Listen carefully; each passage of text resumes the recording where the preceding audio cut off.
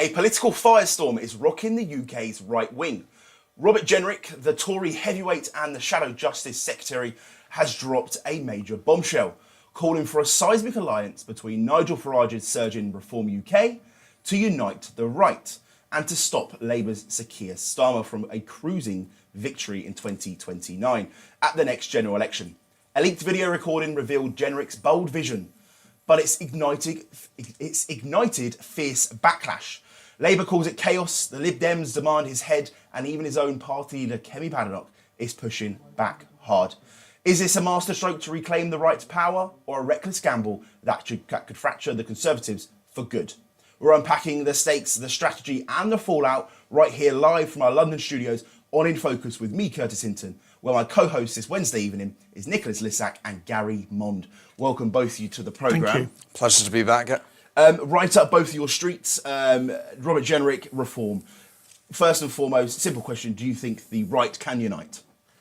The right is united under Nigel Farage in Reform UK. Robert Jenrick, unfortunately, essentially is effectively a leader of a small number of Conservative MPs. They are a minority of the parliamentary party. If you asked most members of Parliament, of the Conservative members of Parliament, if they had to choose between an alliance with Keir Starmer or an alliance with Nigel Farage, they would choose Keir Starmer. That is because the majority of the Parliamentary Conservative Party are on the left. And I think it also extends to the membership of the Conservative Party. 25 years ago, the membership of the Conservative Party grassroots was solidly on the right. Yeah. Not anymore. If you went to the Conservative Party conference last October, and people were actually witnessing the different candidates for the leadership of the party, James Cleverly was the popular choice there, and that says it all. This entire piece of news is absolutely farcical. Nick, I feel you may agree with Gary. Well, I wholeheartedly agree with Gary, and I especially agree with him on the point that the vast majority of Conservative members are, in effect, actually rather left-wing. In fact, my most recent encounter with a Tory member involved them wanting an investigation into the Tory party over Kemi Badenoch's remarks after the trans ruling. Apparently, it was too unfriendly to the LGBTQ plus community, according to him. So, in my view, the Conservative Party really is Conservative in name only.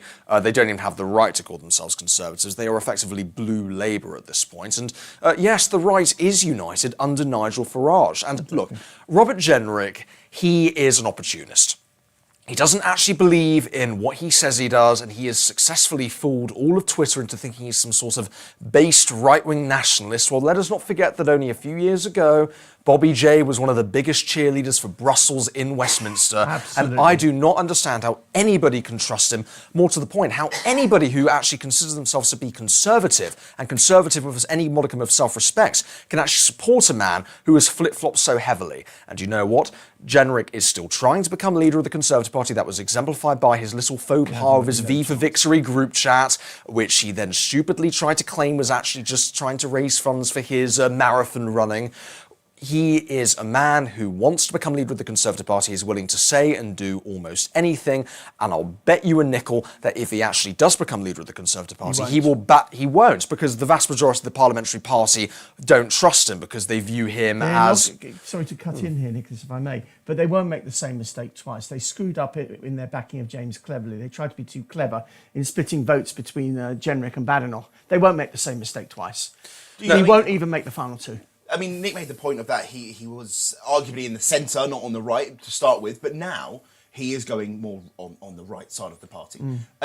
People can change their mind.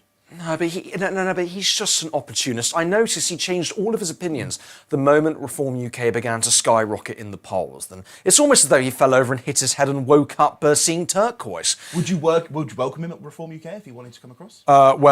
He is effectively a political charlatan. I don't think he is going to come across to Reform because we see through his, how may I say, this opportunistic brand of politics. He is not a true right-winger. He is actually very much a left-winger who is wearing the skin of a right-winger to try and appeal to a very small but very shouty crowd of people on Twitter. And you know what? It's worked. But the other dimension to all of this is the Reform UK dimension. Reform UK is today the most professionally run political party in the UK. Under Nigel and under Zia Yusuf, it has essentially created these vast number of branches. It's organised members into becoming activists, into becoming council candidates.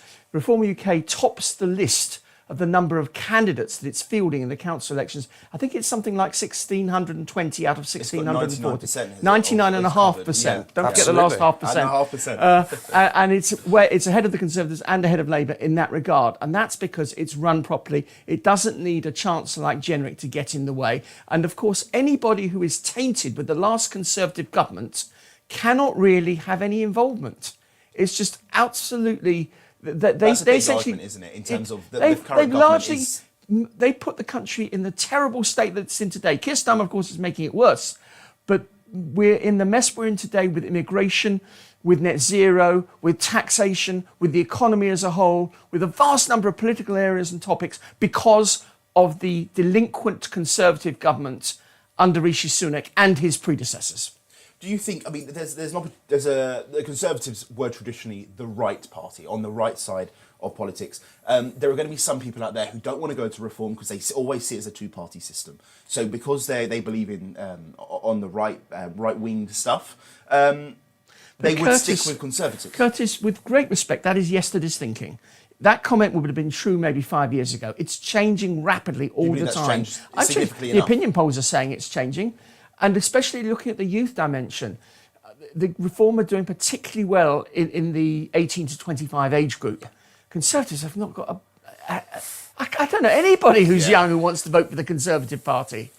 It's just a joke. Are the Conservative? Could this next election really bury the Conservative Party? Yes. Oh, yeah, no, they're dead and buried already.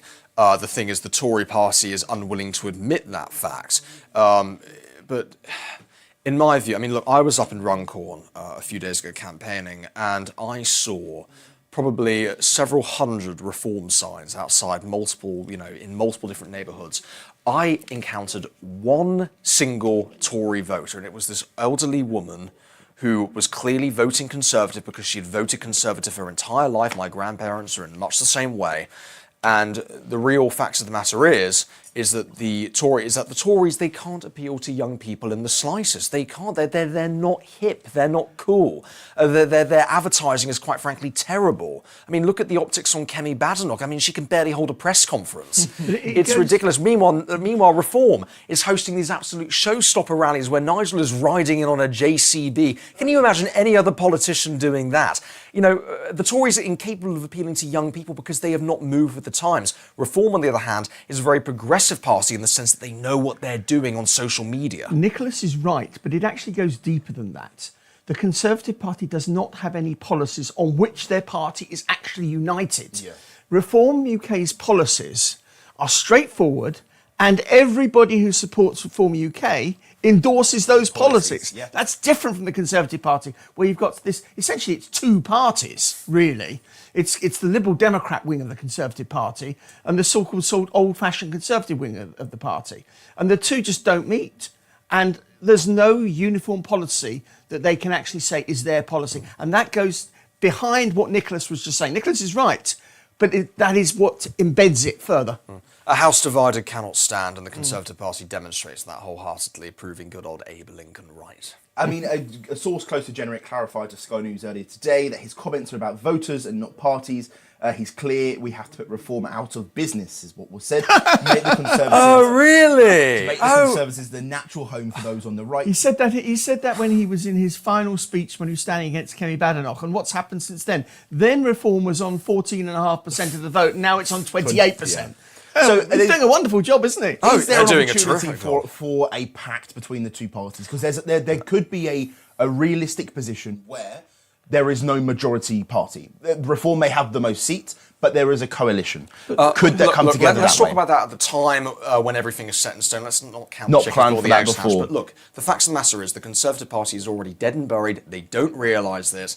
They're effectively a chicken wandering around after its head's been cut off, sort of sputtering around, not really knowing where to go. But I'll tell you right now, Reform will be the largest party in Parliament by 2029. And, in any coalition agreement, which I don't think will happen because there can be no cooperation between now and 2029, the Tories will ultimately be be the junior party in any coalition with reform. I would That is actually my take prediction it if that does further. happen. The problem we've got is that the Tories would rather support the Labour Party Than the Reform UK. That's probably we've got 20 seconds each. Final question: should Jenrick be sacked over this leak, over him saying we should unite the right, come together with reform? It doesn't matter. The Conservatives are dead and buried. Let him be sacked. Let him not be sacked. Who cares? Nick? If Badenoch had any political instincts, yes, but unfortunately for her, she doesn't. Well, let us know what you think at home if you want to get involved with the conversation. As always, you can do so on social media at InFocus Quews, or if you're watching on YouTube, just drop a little message in that chat box. But right now, we're going to take a short break. See you in a few.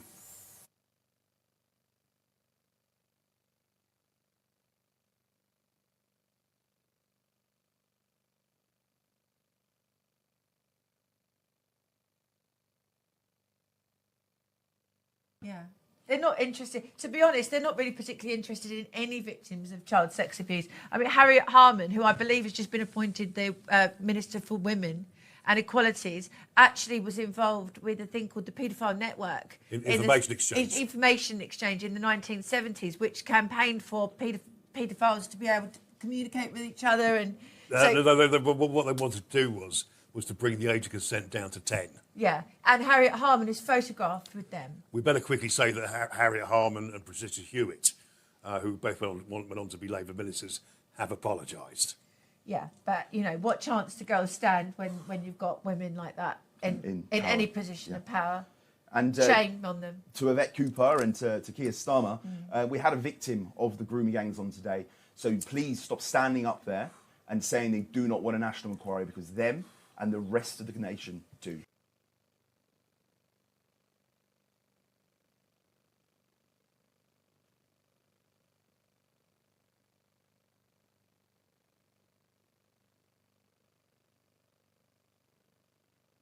The channel, and they're not wanted. And actually today we've just got word through that we broke a new record. Yes. 700 in one day. Get in there. Well, only a few days ago we broke that record, going to 600 in one day. But we've smashed that. We're over 700 now, so we're on to that 1,000. We're heading towards it. It's just ridiculous. So they're not isn't really it? small boats anymore, are they? They're smashing the not. gangs, It's got though. them really big, Don't massive worry. I actually boats. think the latest boat was sponsored by P&O. I think it was just... Well, it's definitely sponsored by the by Border Force. But it's a shocking indictment. I mean, There's one element though we do want to talk about, something a little bit not off topic, because it's very much on topic, but with all these people coming over, we specifically Kezia wanted to talk about the demographic change within the UK that this is actually going to bring, and you've been doing a little bit of research, I've been Kezia. doing a lot of research. So you said people are coming over. It is majority men. Yeah. We're talking now 90% fighting are men. age men. Fighting age men. Yeah. Grandfathers and uncles come over later once they've got their visa sorted out. So this is a change in the gender demographics, which you talk a lot about. A lot of people do talk about the cultural demographic change, Yeah. but they're entwined with each other. So if you go to Middle Eastern countries, for instance, what will you see? And I've gone to Morocco. I've been to a lot of these countries. You see more men on the streets. You say, where are the women? Where are the little girls? Where are they? There's a lot less in those countries. We'll talk about that another time for why that is. But a lot of them, it's just a different culture. The women are at home. The sisters, the daughters are at home. Fine, it works for them. Good luck to them. That's their culture, and I respect that. But we don't have that in this country. We've always been, it's been roughly either, it's been a very balanced ratio, 50-50 on the whole. But obviously in times of war, there have been more women than men. Now, when there are more women than men, you can actually operate quite well under that.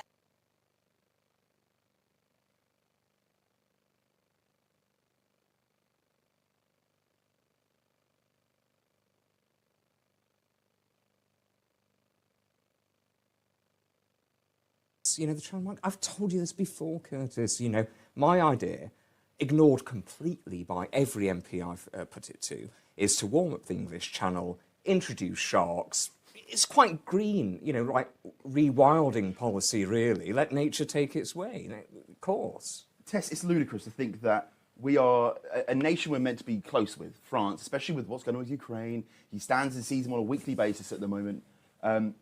they're actually giving them life jackets to come across? Well, I hate to say it, but I think that the blame is shared because we actually go and collect these migrants. They are overcrowded into boats, they go out, and then at a certain point, they're just stranded in the middle of the channel. We don't try and send them back to France. We come out, we collect them, we put them on Royal Navy ships, and we bring them in. Yep. And once they're in the country, they won't leave because, again, we are still a signatory to the ECHR.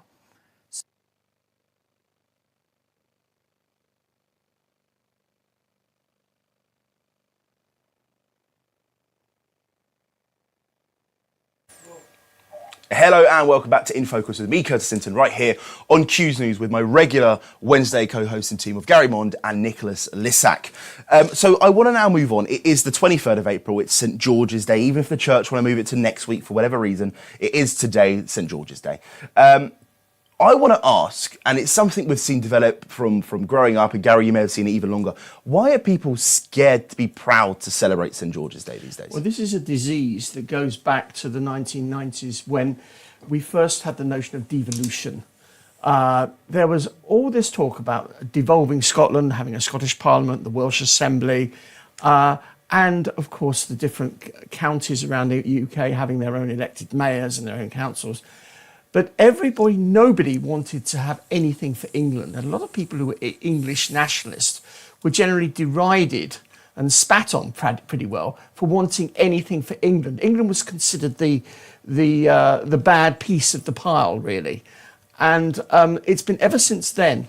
And I've noticed, however, that those who generally tend to be anti-England also tend to be very much the woke types who are on the political left. Right, okay. The two generally go hand in hand. If you're woke, you're anti-English. You're not anti-Scottish or anti-Welsh, but you're anti-English. But you're anti-English. And this is a disease that has fermented down the years and gets to the point where St. George's Day is derided by a significant minority, sadly. Nick, people they're ashamed to show the English cross. What's going on? I mean, youth, I'm starting to see them become a bit more prouder these days of showing the England flag. But what's going on? Well, I'll tell you what's going on. We have a Prime Minister who today said that the left has to reclaim the cross from the racists and those who want to divide our society. That is why people are afraid to show their support for England by flying the cross proudly as they should, because the establishment left, the political left, has effectively recharacterised that flag, which, might I add, is the national flag of England, as a symbol of racism, as a symbol of division, and as a symbol of the extreme right. It's not, it's a symbol of England. And the fact of the matter is, and this goes back to what Gary says, anti-Englishness amongst the left is a disease, and it's only getting worse. It's like a cancer that's continuing to spread. And unfortunately, I'm not sure whether or not we're actually going to be able to surgically remove the cancer at this point, because this idea has been so ingrained in so many people on the left. You can't fly the cross of St. George because it's considered racist. If I recall correctly, Sadiq Khan actually placed a ban on the flag during the World Cup. Yet, if you were a Hamas supporter, you were perfectly allowed to drive around waving Palestinian flags and the flags of terrorist organisations all up and down London. That's perfectly fine. That's not considered disunifying, but apparently the cross of St. George is. So you know what? I encourage everybody out there to defy the uniparty, to defy the leftist status quo that says that the St. George's cross is racist, and fly it proudly, because it's not. It's a symbol of England, and we should be proud to celebrate English culture. It shouldn't be hidden away. Should not. I think actually the same treatment has been given to the Union Jack in the United Kingdom. There are many similarities between the two in that respect. At least the Cross of St. George is flown a great deal during a World Cup or during any major... Not in Sadiq Khan's London. Now, what is needed is a political party, maybe Reform UK, and maybe other parties, hopefully, to actually advocate that in their manifestos for the next general election, they will say that any citizen of the United Kingdom is free to fly from their home the flag of the Union Jack or the Cross of St. George or whatever they want to fly. It's crazy. Provided it's not a terrorist organisation like Hamas. The fact that you have to actually say that goes to show how bad things have only become in the West. The fact that we need to, the fact that you're recommending that an official legislative plank be introduced to enable people to fly the English flag in England, safe to do so. Feel safe to do so, is insanity. It's insanity, but I'm afraid it's necessary. Yeah, to enable people to. It was Even when insanity the fact Sadiq that Khan women is had gone. to have the right to have their own toilet. It's common sense for us here, but. Even when the day comes when Sadiq Khan is gone, and hopefully that will be very soon, but even when he's gone, there'll be others who'll replace him who'll take the same stance. Yeah. We need legislation in place, I'm afraid, Nicholas. Much as I agree with you, everything you said is right, but I'm afraid there is a need for legislation here. A YouGov poll in 2024 said 68% of Britons see the UK in decline, and only 45% of young people are proud to be English. That's quite a sad 45%. Firstly, I'm very surprised it's as low as 68%. I think anybody who steps outside, especially in any urban area, can see for themselves that the country is going to hell in a handbasket. And 45% of young people, I mean, that is also lower than I thought it would be, as I don't really understand what exactly this country in its current state is actually offering the next generation. Wages are low, the price of things are absolutely outrageous, there is very little enthusiasm for staying in this country. The vast majority of very young, very talented people are moving off to the United States or to Canada or to Australia or to other parts of the Commonwealth. We're seeing a brain drain en masse, and unfortunately we're now left with people who would rather become YouTubers or, streamers and attempt to make money that way than actually contribute to society. So, I completely understand from the perspective of a young person why they have given up on this country, because this country has effectively given up on them by effectively acquiescing to the whims of globalists for the last several decades. It's stealing from this country's governments, I say plural in terms of regional governments, national government, is stealing from its young people in the form of high levels of taxation and demotivating them to work. And I would just add to Nicholas. Nicholas said other parts of the Commonwealth. I can tell you many young people would even rather go to Eastern Europe than actually stay here. Certainly my daughter has friends who come from Eastern Europe and other people from this country who want to go and actually live there. The situation is utterly dire. There's another reason as well, because those Eastern European countries who spent 60 years under the boot of Soviet communist oppression they appreciate freedom. They appreciate and they understand the true meaning of freedom. When I was in Poland last summer, I felt unbelievably safe. I saw Polish flags flying everywhere. People were nationalistic, they were proud, and more importantly, they weren't afraid to speak their minds. Yeah. In this country, you have to tiptoe around on eggshells, and the Prime Minister was only willing to admit that a man with a penis who dresses up as a woman is not a woman only a few days ago via a court ruling. That's just basic biological facts. That in spite of what the wokerati are saying, particularly the Jewish wokerati in this country, anti-Semitism in Eastern Europe is insignificant compared to what it is in this country and France and other Western European countries. Utterly insignificant. Hungary has a large Jewish community and they're completely safe there. I can attest to the same in Poland. I was at Kazimierz in Krakow last year, and it was beautiful and incredibly safe. Yes. And you know what I noticed? Very limited police on the streets, yet very limited crime. What does that tell you about those societies? I think they're functioning a hell of a lot better than we are. So I have no idea why our leftist progressive government looks down from atop our high horse at these Eastern European countries with their conservative governments. Maybe they're doing something right. Bringing it back to the St George's Cross, it's linked. So the reason why people are against it, supposedly, it's been reported, it's been linked to far-right groups, football hooliganism since the 80s. What tracksuits are linked to football hooliganism? Do you remember? You don't remember because you weren't alive then. But in the late 1970s, when the National Front under Martin Webster were at their peak. And they would do their marches, their hate marches, and they would always carry the Union Jack. Because they were carrying the Union Jack, it was unacceptable for anyone else to use the Union Jack. And in the Conservative Party in those days, when Margaret Thatcher was leader, one young, very prominent young Conservative, is now a prominent Tory MP, Andrew Rosendale, who is now I think the Shadow Foreign Secretary, one of the under Priti Patel. Shadow Foreign Secretary. Yeah, he was in those days a young Conservative, and he quite bravely defied the establishment and insisted on flying the Union Jack at events which he was involved in organising. He was only like, what had it been, 18, 19 years old at the time. Well, I mean, he's a name down here. Him, Jeremy Corbyn and even Boris Johnson advocated to make St George's Day a bank holiday. as so national pride can take place. Would you advocate? I mean, Brits love a bank holiday. I mean, we've got a lot around this time of year anyway. But would you advocate for it to be a bank holiday? Absolutely, 100%. Yes. I think we have too many bank holidays, but I would. I You'd would like to advocate move it. the one in May maybe to. Yeah, I would advocate. Yeah. I agree with the sentiment of what Nicola is saying, Yeah. but I generally have a certain bias against, partly because I'm a businessman. Yeah, of course. And people taking time off work is not always. Gary doesn't want as anybody well. to have fun. So What do people, just very, very quickly, what do people need to start doing to become proud? Why should people start becoming proud again of the St George's Cross?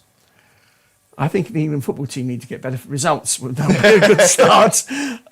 No, but seriously, it goes back to the schools. We have to educate children in schools to be proud of their country. I can assure you that in other countries they do. Yeah. I can assure you that in Eastern Europe they do. I can assure you that in Israel they do. I can assure you that to a considerable extent, at least in certain red states in the United States, they do. Maybe not so much in some of the blue states, but Nick, we've got 20 seconds. Why should people be proud? Why should people start becoming proud again of the St George's Cross?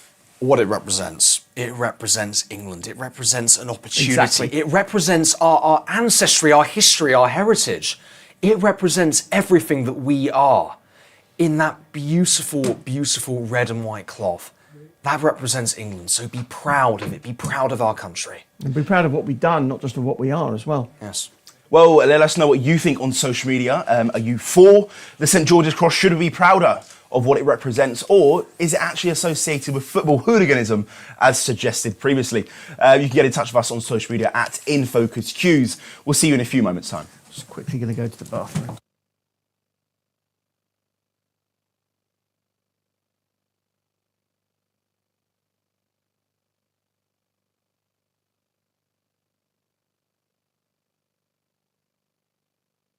Richard Harpin, who's donated 3.5 million to the Conservatives, their 10th largest donor since 2010 anyway, and he's donated nearly £1 million since 2023. So key financer for the general election last year. He was the founder of HomeServe. It is a big blow, this, to Kerry. And Yeah, huge. I mean, we saw news articles, about 2 weeks ago, 2 months ago, saying that they're already having to look at closing offices. There was rumours that they would even have to shut GCHQ. Good. They couldn't afford to keep it I don't want a anymore. Tory party anymore. I want it gone. I want it gone now because it's the same as Labour. I want it gone because you're just going to have people who are going to keep voting the Tories because they're not even aware of reform. And you know, a lot of people, they're not aware. They are aware, but they just don't think they've got a chance. They just keep voting the Tories because they say, well, Yeah. at least it's not Labour, even though it is Labour, essentially. It's the same, it's the Uni I completely party. agree. So I'd be very happy if that just, disappears into the horizon, the Tory party, and it's gone. Because everyone's like nostalgic, like, oh, it was a great party under Thatcher, Done. That's finished now. The problem The is era that of the Conservative Party is over. I only like Ian Duncan Smith. It's the only one I like. the problems rest of that them can go. Conservatives have got, I quite like it, I but the do. problems that Conservatives have got are terminal. And I Yeah. think a lot of people have come to realise this now.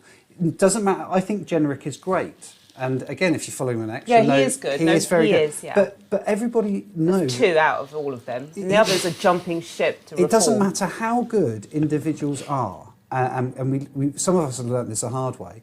They're all the wets in the party, the Lib Dems. They're never going to let them do Can't they just vote anything. Lib Dem? This is what I mean. Why can't they Yeah, just go they're- to Lib Dem? they're a broad Do you church know and what? they're To be religious. fair, I really would rather them prop up Kemi than Ed Davey in a Oh government. God, yeah.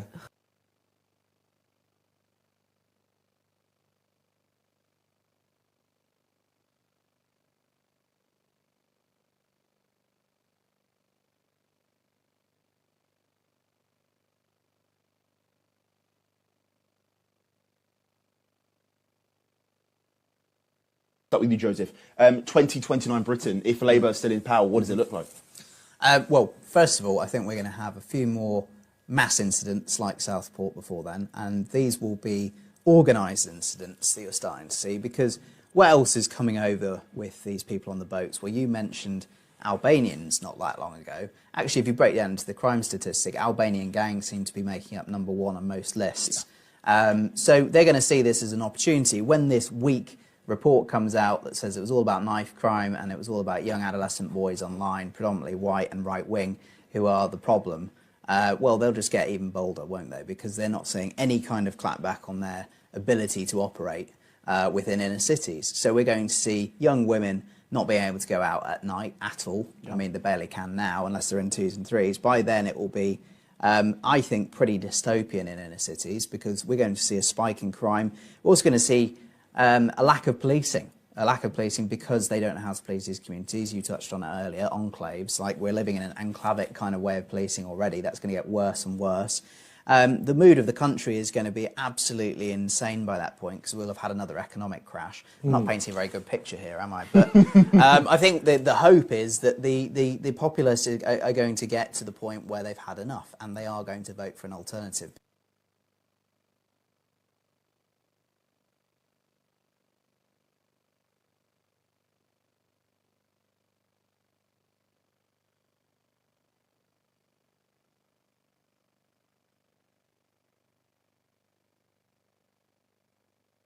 And as Nigel Farage said at his recent rally, you know, when you have mass immigration without integration, that problems like that are just going to get worse and worse and worse. Because immigration worked to begin with. It was Well, a it great was because thing. it was measured. Yeah. You know, it was measured, and people came here to because they actually liked the English way of life. They wanted to be.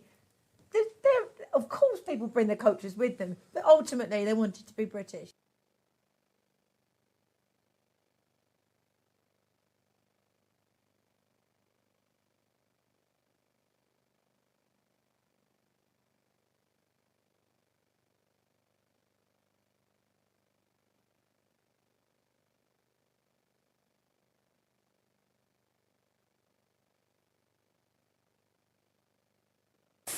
Hello and welcome back to InFocus with me, Curtis Hinton, where on this Wednesday evening my co-hosts are Nicholas Lissack and Gary Mond. So we've spoken about St George's Day, we've spoken about Robert Jenrick. Now I want to move on to the Russian-Ukraine war, obviously ongoing since 2022. There was a truce offer over the Easter period where there weren't meant to be any attacks. Both sides accuse each other of breaking the truce, and it's affected what was meant to be peace talks today in London. Gary, I'm going to start with you. Are we any closer to the ending of this war from when Trump first took office? I think we're marginally closer. I do think that the plan that Trump and Vance have offered is probably close to what will end up being the situation. I know this will upset the Europeans, it will upset Zelensky, but I'm afraid that it's realistic. It will end up with Russia keeping control of almost all of those 4 provinces, plus, of course, Crimea. Yeah. It will end up with Ukraine not being able to be part of NATO, although they could be part of the EU. It will end up without any form of American guarantee for Ukraine, and they'll just have to look at alternatives. But that plan is probably the closest we're going to get, barring dotting I's and crossing T's, to the way it will end up. And whatever Starmer and Macron say is complete irrelevance. Nick, do you think that if Ukraine would say, look, 2014 they took Crimea, they went away and they've come back again, do you think that Ukraine will be fearful? They'd want something, some sort of guarantee, obviously, short of joining NATO. Is there any other guarantee they can have from Russia? Well, the Ukrainian government is already beginning to bizarrely declare that Russia has plans to attack Poland, a NATO member state. So they are getting rather desperate. The Ukrainians want to try and prolong this war, and quite frankly, I don't blame them, because they have had about 20% of their country effectively taken from them. But looking at this realistically, and I know this is going to be to the chagrin of Ukrainian ultranationalists on Twitter and the NATO lot, but regrettably for the Ukrainians, they stand absolutely zero chance of making it to the Azov Sea, let alone making it to Sevastopol in the Crimea. The Russians have fortified their land extremely thoroughly. The Suvorokhin line is almost impenetrable at this point. The Russian army is also getting back on its feet. And in fact, I was watching a very interesting video a few days ago actually analysing Russia's military capacity in 2025, and it has increased. Russia, unlike Ukraine, has got an almost unlimited pool of manpower. They've got an infinitely larger economy, and the Russian economy is effectively mobilized for war. And in fact, the Russian military has grown in size. They have more material equipment, they have more vehicles, they have more aircraft, and infinitely more drones than they did in 2022. And so any foreign policy analyst in the West, who admittedly is probably on the payroll of the government in Kiev, would likely differ from me and say, no, Ukraine can still win this war. However, looking at it realistically and looking at everything that's going on the battlefield, it is just one massive bloody stalemate. And what we're seeing are young men, both Russians and Ukrainians going to their deaths in droves. Absolutely. Going to their deaths in droves for what? A few hundred meters of land. Let's For just what? explore what Nicholas used the words for what. Now, I'm old enough to remember the Soviet Union. Yeah. And in those days, there was a great deal to be feared from the Soviet Union because it was ideological. You have Nikita Khrushchev, you had Leonid Brezhnev. They wanted to conquer the West and impose their communist, Marxist ideology on us. Putin, on the other hand, is a Russian nationalist. Putin does not seek to impose communism or any other form of ideology or Islamism or anything on us. And I think there is far less to be feared from Putin than there was from the communist Russia, communist Soviet Union in those days. And so one then has to ask the question, why is Britain spending so much money in supporting Ukraine? Think of the winter fuel allowance for pensioners that's been scrapped. Think of all of the things that we're having to do without because Starmer and his warmongering friends want to invest in Ukraine. Well, Boris was really up for this as well. He's still very involved in the whole Ukraine. Boris and Starmer's the same. I see no difference between If I the two. recall correctly, Ukraine honoured him by naming a street after him in Kiev. Boris Johnson. Boris Johnson Street or something like that. Look, God help anybody. They're who trying to lives give away there. houses Look, for this free. is a uniparty point. Yeah. This is the point of view. Labour and Conservatives, Liberal Democrats, they're all united on this. I am against the notion of us supporting a war in Ukraine. Full stop. Yeah. It's not in our country's interests. We don't need to do it.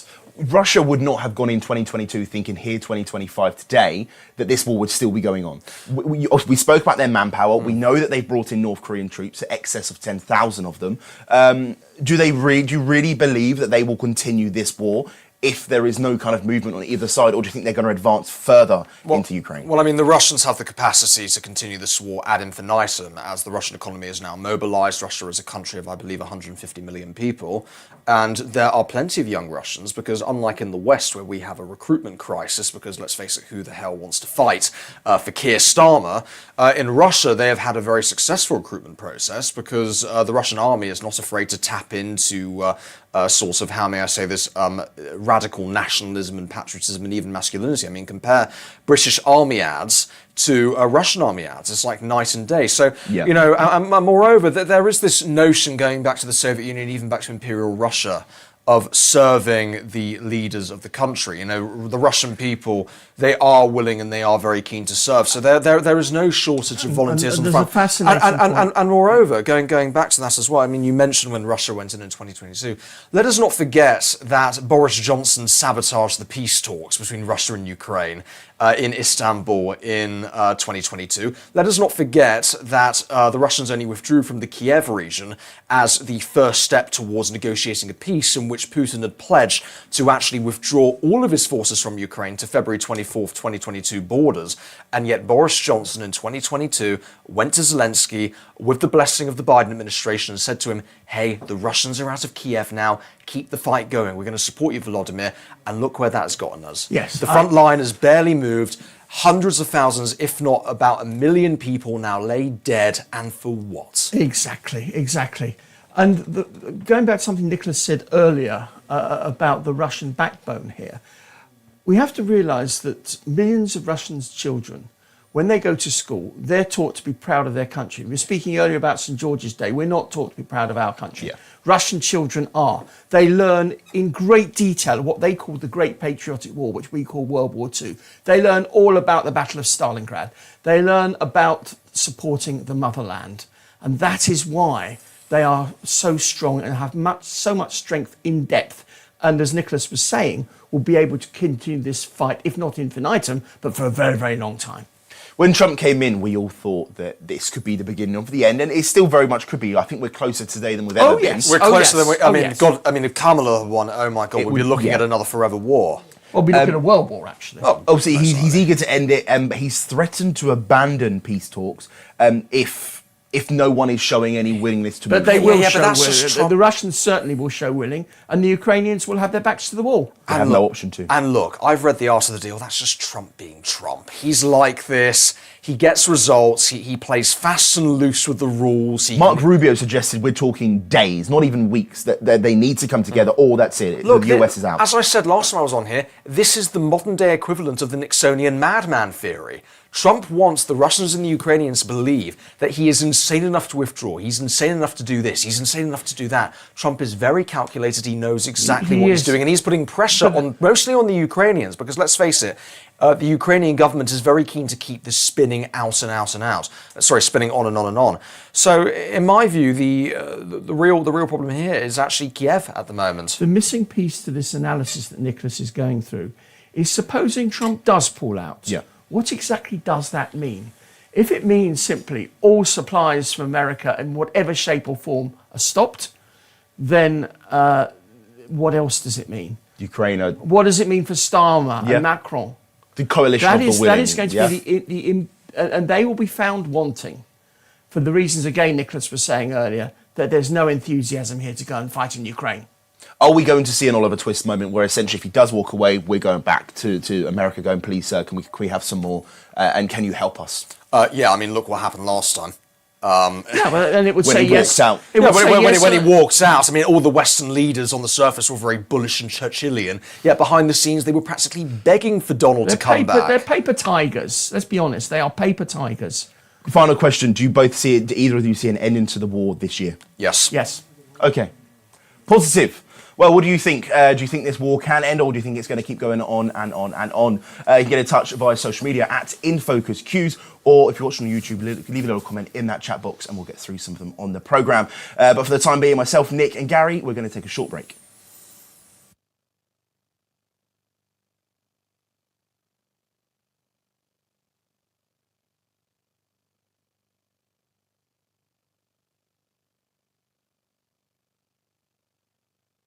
So you've got women who are pretending they're pregnant and they're not pregnant, and then passing the pills on to people, abusive partners, who are then spiking their partners with these tablets in their drink, and the women are losing their babies. You've got women who might be having problems or emotional problems or mental problems, and they're much further along than they're saying, and then they're taking the tablets at home, and then giving birth to dead babies that are that would be viable. So after 24 weeks, you've got women. There's one particular woman who actually was taken to court because she took the tablets at 8 months pregnant. And that was during COVID, wasn't she? She was worried about finances. And she had to go to hospital. So the baby could have been born alive. We think it was born dead. We're not sure.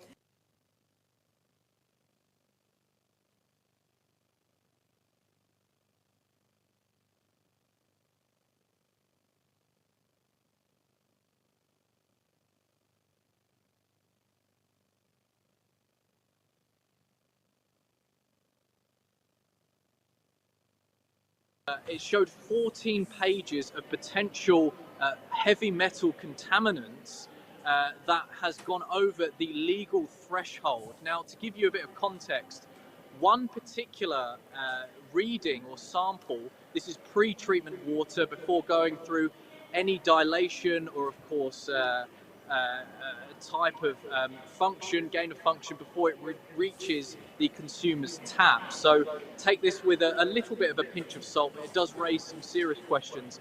One particular data sample found that 1.8 million micrograms per litre of lead was shown in a particular, it's to do with a contaminant in a particular area. It's called unflushed lead, which they have to do a test where they turn the tap on, and it's the first amount of it's the first amount of contaminant that actually they read within the first reading.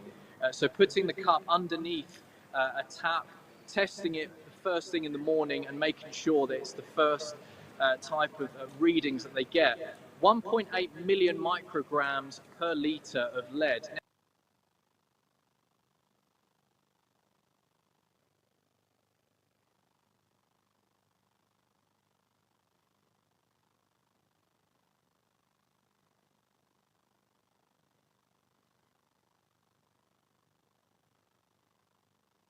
I mean, it is becoming a regular occurrence for us to read about a 14-year-old or a 12-year-old being stabbed. not because they were in the wrong place at the wrong time, but because they were already active within a gang at that age. And this is within inner cities. And of course, you know, extrapolate that all the way up, we're seeing the rise of, as an example, Albanian gangs with guns around the country. We're seeing the rise of organised firearms possession. This is going to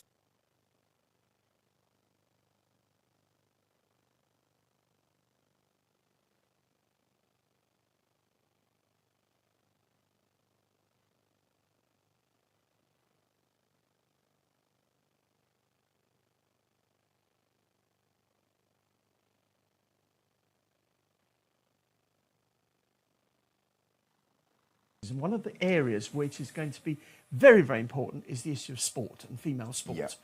And we need to see all men removed from female sport in every single sport, in every part of the country. Do you think they should be allowed to be in the men's category, or do you think there should be a separate category for them? They should be in the category to which their biological sex is. Okay. If you're born a man, I you go in the completely agree men's with Gary. sport. If you're born a woman, you go in the female category. And you know, I mean, it completely vindicates somebody like Sharon Davis, who actually won a silver medal at the Olympics in 1980. It should have been a gold, but she was cheated by the East Germans, who in those days used to essentially be heavy on drugs.